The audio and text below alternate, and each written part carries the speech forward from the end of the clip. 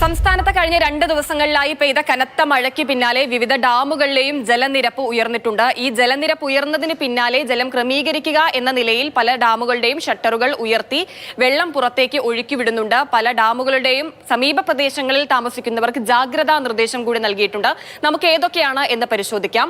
ആദ്യം തന്നെ വരുന്നത് ഇടുക്കി ജില്ലയിലെ കല്ലാർകുട്ടി ഡാമാണ്. കല്ലാർകുട്ടി ഡാമിന്റെ ഷട്ടറുകൾ ഉയർത്തിയിട്ടുണ്ട്. ഡാമിന്റെ പരമാവധി സംഭരണ ശേഷി എന്ന് പറയുന്നത് 456.60 മീറ്ററാണ്. അതിലേക്ക് ഇപ്പോൾ ജലനിരപ്പ് ഉയർന്നതിന് പിന്നാലെ മുൻകരുതൽ എന്ന നിലയിൽ ഷട്ടറുകൾ ഉയർത്തി 500 ക്യൂമെക്സ് വരെ വെള്ളം പുറത്തേക്ക് ഒഴുക്കിവിടുന്നുണ്ട്. അടുത്തതായി വരുന്നത് വീണ്ടും ഇടുക്കി ജില്ലയിലെ തന്നെ പാംബ്ല ഡാമാണ്. പാംബ്ല ഡാമിലും ജലനിരപ്പ് ഉയർന്നിട്ടുണ്ട്.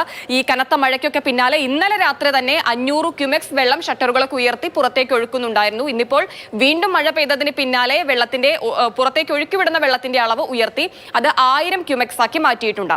അടുത്തതായി വരുന്നത് തിരുവനന്തപുരം ജില്ലയിലെ നെയ്യാർ ഡാമാണ്. നെയ്യാർ ഡാമിലെ ജലനിരപ്പ് 3ാമത്തെ മുന്നറിയിപ്പ് നില കഴിഞ്ഞതിനാൽ ഡാമിന്റെ 4 ഷട്ടറുകളും ഉയർത്തിയിട്ടുണ്ട്. ഡാമിന്റെ സമീപ പ്രദേശങ്ങളിലൊക്കെ താമസിക്കുന്നവർക്ക് ജാഗ്രതാ നിർദ്ദേശം നൽകിയിട്ടുണ്ട്. നദിക്കരകളിലുള്ളവർ മാറി താമസിക്കണമെന്നുകൂടി നിർദ്ദേശം നൽകിയിട്ടുണ്ട്. അടുത്തതായി വരുന്നത് തിരുവനന്തപുരം ജില്ലയിലെ തന്നെ അരുവിക്കര ഡാമാണ്. അരുവിക്കര ഡാമിലേക്കുള്ള നീരൊഴുക്കും വർദ്ധിച്ചു വരുന്നുണ്ട്. ഡാമിന്റെ 2 മുതൽ 5 വരെയുള്ള ഷട്ടറുകളാണ് ഉയർത്തിയിരിക്കുന്നത്. ഡാമിന്റെ സമീപ പ്രദേശങ്ങളിൽ താമസിക്കുന്നവരും മാറി താമസിക്കണം എന്നുള്ള നിർദ്ദേശം കൂടി നൽകിയിട്ടുണ്ട്.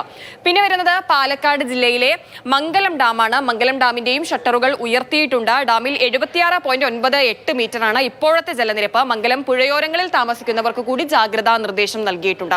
അങ്ങനെ സംസ്ഥാനത്തിന്റെ വിവിധയിടങ്ങളിലായി മഴ ഇങ്ങനെ കനത്തുകൊണ്ടിരിക്കുകയാണ്. ഡാമിന്റെ സമീപ പ്രദേശത്ത് താമസിക്കുന്നവർ, നദിക്കരയിൽ താമസിക്കുന്നവർക്കൊക്കെ ജാഗ്രതാ നിർദ്ദേശവും മാറി താമസിക്കണം എന്നുള്ള ഒരു നിർദ്ദേശം കൂടി അധികൃതർ നൽകിയിട്ടുണ്ട്. അത് കൃത്യമായി പാലിക്കുക.